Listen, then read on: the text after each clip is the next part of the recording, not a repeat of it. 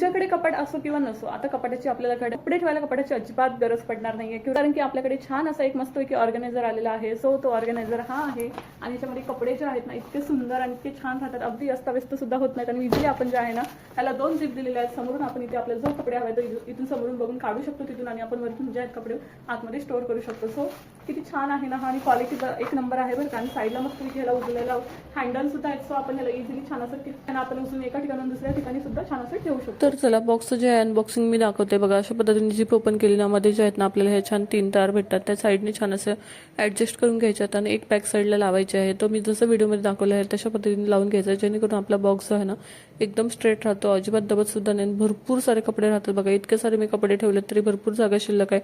इतका मोठा बॉक्स आहे, आता कपाटाची गरज सुद्धा पडणार नाही. छान असं समोरून जीप ओपन करून आपण कपडे काढू शकतो.